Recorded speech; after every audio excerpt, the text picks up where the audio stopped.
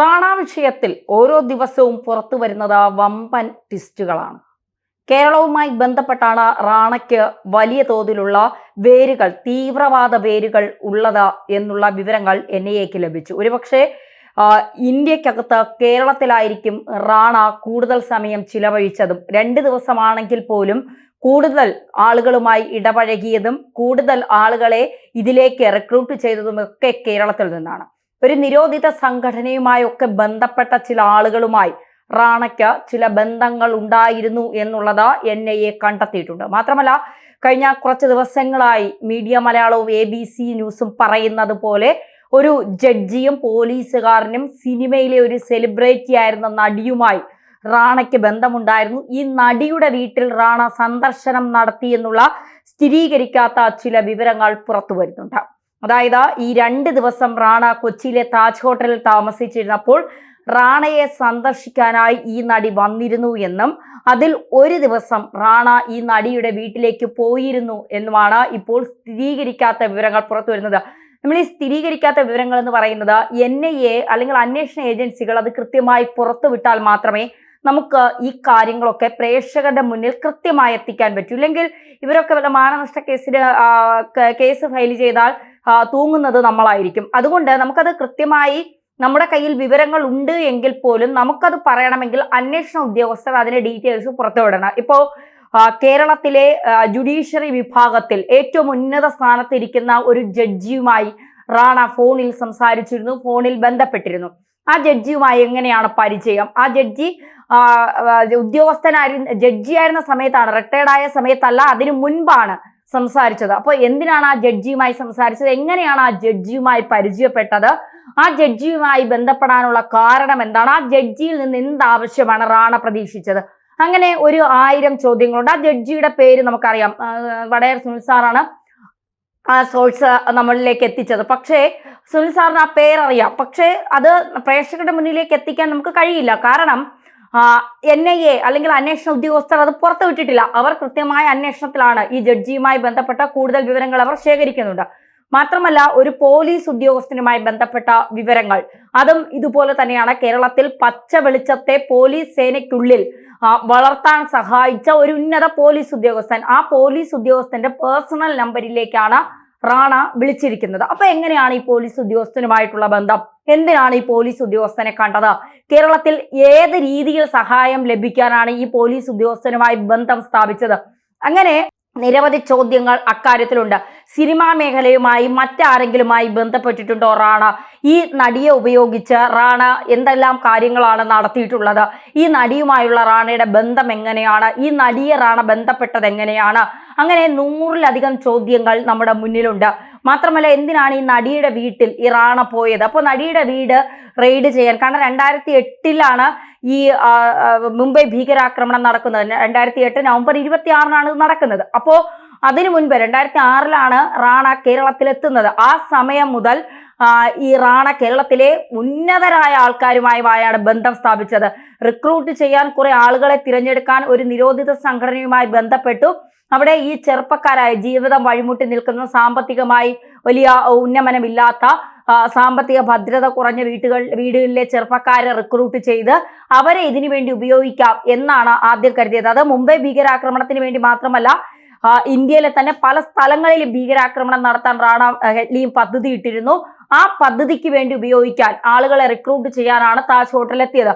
അങ്ങനെ റാണയെ അന്ന് സന്ദർശിച്ചവരാരൊക്കെയാണ്, അവരെയൊക്കെ ഡീറ്റെയിൽസ് NIA ശേഖരിക്കുന്നുണ്ട്. മാത്രമല്ല, ഏപ്രിൽ 23 റാണയെ കൊച്ചിയിലെത്തിച്ച് തെളിവെടുപ്പ് നടത്തിക്കും എന്നാണ് മനസ്സിലാക്കാൻ സാധിക്കുന്നത്. അത് UAPA ആണ് റാണയ്ക്കെതിരെ ചുമത്തിയിരിക്കുന്നത്. UAPA ആകുമ്പോൾ 1 മാസം കൂടി കസ്റ്റഡിയിൽ പോലീസിന് NIA ഉദ്യോഗസ്ഥർക്ക് വയ്ക്കാം. അതുകൊണ്ട് തന്നെ 23 കൊണ്ടുവരാൻ സാധ്യത കുറവാണ് എന്നുള്ള ചില വിവരങ്ങളും പുറത്തു വരുന്നുണ്ട്. റാണയെ പോലുള്ളൊരു അതിഭീകരനായ ഒരു ക്രിമിനലിനെ കൊണ്ടുവരുമ്പോൾ അതീവ സുരക്ഷ ഉണ്ടാകേണ്ടതിന്റെ ആവശ്യകതയുണ്ട്. ഇപ്പോൾ അമേരിക്കയിൽ നിന്ന് റാണ ഇന്ത്യയിൽ എത്തിച്ചപ്പോൾ US സേനയുടെ കൂടി പിന്നെ ആവശ്യകത നമ്മൾ സ്വീകരിച്ചു എന്നുള്ളതാണ്. അവരുടെ കൂടി സേവനം നമ്മൾ ആവശ്യപ്പെട്ടു എന്നുള്ളതാണ്. അത്രയും സുരക്ഷിതത്വത്തോടെയാണ് ഒരു ഭീകരനെ നമ്മൾ കൊണ്ടുവന്നത്. കാരണം റാണയുടെ ഹെഡ്ലിയുടെയും അനുയായികൾ ഇപ്പോഴും ഇവിടെ ഉണ്ട്.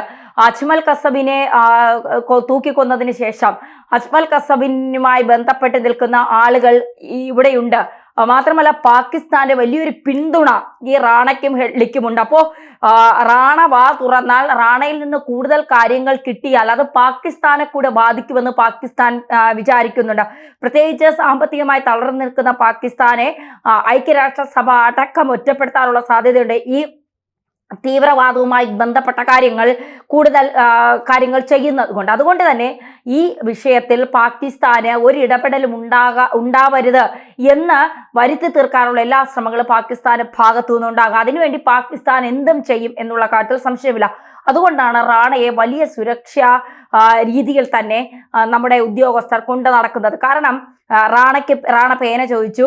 ഈ 4 രൂപേണയുള്ള പേനയാണ് എഴുതാൻ കൊടുത്തത്. അത് ശരീരത്തിൽ മുറിവേൽക്കാനോ അല്ലെങ്കിൽ കുത്തി മുറിവേൽപ്പിക്കാനോ ആത്മഹത്യാ പ്രവണത ഉള്ളത് കൊണ്ട് അത്തരത്തിലുള്ള കാര്യങ്ങൾക്കൊന്നും സാധിക്കാത്ത തരത്തിൽ. പിന്നീട് ഖുറാനും പേപ്പറും പേനയുമാണ് ചോദിച്ചത്. ഖുറാനിലെ കുറെ വാചകങ്ങൾ ലെറ്റർ പേഡിൽ എഴുതുന്നുണ്ട് എന്നാണ് പറയുന്നത്. ആ ലെറ്റർ പേഡ് ഇതുവരെ NIA ഉദ്യോഗസ്ഥർ വാങ്ങിയിട്ടില്ല. കാരണം എഴുതുന്നതോടത്തോളം എഴുതട്ടെ, എന്താണ് ഇയാൾ ഉദ്ദേശിക്കുന്നതെന്ന് എഴുതി കഴിയുമ്പോൾ മനസ്സിലാകും. അതിനുശേഷം പിന്നീട് അതുമായി ബന്ധപ്പെട്ട കാര്യങ്ങൾ ചർച്ച ചെയ്യാം എന്നുള്ളതാണ് ഇപ്പോ NIA ഉദ്യോഗസ്ഥർ പറയുന്നത്. മാത്രമല്ല ഈ കൊച്ചിയിൽ നിന്ന് പിടിക്കപ്പെട്ട ഒരാൾ, അല്ലെങ്കിൽ ഇയാളുടെ അനുയായിയായിരുന്ന കൊച്ചിയിലുള്ള ഇയാളുടെ സഹായി, അയാളെ റാണയെ പിടിച്ച ഉടൻ തന്നെ ഈ കൊച്ചി സ്വദേശിയും കൂടെ അവിടെ എത്തിച്ചു എന്നുള്ളതാണ്. NIA തീഹാർ ജയിലിൽ എത്തിച്ചു എന്നുള്ളതാണ്. അപ്പോൾ തീഹാർ ജയിലിൽ എത്തിയതിനു ശേഷം റാണ പറയുന്ന കാര്യങ്ങളിൽ റാണ ആദ്യം ഒന്നും വാ തുറന്നില്ല. അതായത് ഒന്നും പറയില്ല എന്നുള്ളതാണ് റാണ എടുത്ത നിലപാട്. അങ്ങനെ പറയിപ്പിക്കാതിരിക്കാൻ കഴിയില്ല എന്നുള്ളത് NIA ഉദ്യോഗസ്ഥർ തീരുമാനിച്ചു. കാരണം റാണ വാ തുറന്നാലേ കൂടുതൽ കാര്യങ്ങൾ മനസ്സിലാക്കാൻ കഴിയൂ. റാണയ്ക്ക് ലോകം മുഴുവൻ വേരുകൾ ഉണ്ടെങ്കിലും റാണയുടെ ഏറ്റവും തീവ്രവാദ ബന്ധവുമായി കിടക്കുന്ന വേരുകൾ കേരളത്തിൽ എന്നാണ് പറയപ്പെടുന്നത്. അപ്പോൾ ഒന്ന് ആലോചിച്ച് നോക്കണം. ഒരു ഭീകരൻ, പാകിസ്ഥാനിൽ ജനിച്ച ഒരു ഭീകരൻ, കാനഡയിൽ പൗരത്വം എടുത്ത ഒരു ഭീകരൻ ഇന്ത്യയിൽ വരുന്നു, അവിടെ നിന്ന് നേരെ കേരളത്തിലേക്ക് വരുന്നു. കേരളത്തിൽ വന്ന് കുറെ പേരെ റിക്രൂട്ട് ചെയ്യാനായി ശ്രമിക്കുന്നു, കുറെ പേരെ കാണുന്നു. അതും ജുഡീഷ്യറി വിഭാഗത്തിലെ ജഡ്ജിയെ കാണുന്നു, പോലീസിലെ ഉന്നതരെ കാണുന്നു, സിനിമാ മേഖലയിലുള്ളവരെ കാണുന്നു. ഇനി ഏതൊക്കെ മേഖലയിലുള്ളവരുമായി ഇയാൾ ബന്ധം സ്ഥാപിച്ചു എന്ന് നമുക്കറിയില്ല. അപ്പോൾ എല്ലാ മേഖലയിലും ഇയാൾ ബന്ധം സ്ഥാപിച്ചിരുന്നു. അത് ആരൊക്കെയായി, എങ്ങനെയായി, എന്താണ്, ഏത് തരത്തിലാണ് എന്നൊക്കെയുള്ള കാര്യങ്ങൾ അറിയേണ്ടതുണ്ട്. അപ്പോൾ നേരത്തെ സൂചിപ്പിച്ചതുപോലെ ഒരു മലയാളി സെലിബ്രിറ്റി നടിയുമായി ബന്ധമുണ്ട്. ആ നടിക്ക് കേരളത്തിൽ 3 വീടുകളുണ്ട്. ഈ 3 വീടുകളിലും NIA റെയ്ഡ് നടത്തും എന്നുള്ള വിവരങ്ങളാണ് പുറത്തു വരുന്നത്. ഇപ്പോഴും പറയുന്നു അത് കൃത്യമായി NIA സ്ഥിരീകരിച്ചിട്ടില്ല. അതുകൊണ്ട് ആ നടിയുടെ പേരുകളോ വീടുകളോ ഒന്നും NIA സ്ഥിരീകരിക്കാത്തിടത്തോളം കാലം ഈ ജഡ്ജിയുടെയോ പോലീസ് ഉദ്യോഗസ്ഥരുടെയോ ഇവരുടെ ആരുടെ പേരുകളും നമുക്ക് പുറത്തുവിടാൻ കഴിയില്ല. നമുക്കൊന്നല്ല, ഒരു മാധ്യമത്തിനും അതിനുള്ള അവകാശം ഇല്ല എന്നുള്ളതാണ്. കാരണം ഓരോ വ്യക്തികൾക്കും അവരവരുടേതായ സ്വാതന്ത്ര്യമുണ്ട്. അപ്പോൾ അത് ഹനിക്കപ്പെട്ടാൽ അവർക്ക് വ്യക്തിഹത്യ നടത്തി എന്ന് പറഞ്ഞുകൊണ്ട് നമുക്കെതിരെ കേസ് കൊടുക്കാം, മാനനഷ്ട കേസ് കൊടുക്കാം. ആ കേസുമായി ബന്ധപ്പെട്ട് പിന്നെ നമ്മൾ അതിന്റെ പിന്നാലെ നടക്കേണ്ടി വരും. അതുകൊണ്ടാണ് ഔദ്യോഗികമായി NIA ഉദ്യോഗസ്ഥർ അത് പുറത്ത് വിട്ടു കഴിഞ്ഞാൽ തീർച്ചയായിട്ടും നമ്മൾ ആ പേരുകൾ പ്രേക്ഷകരുടെ മുന്നിലേക്ക് എത്തിക്കുന്നതാണ്.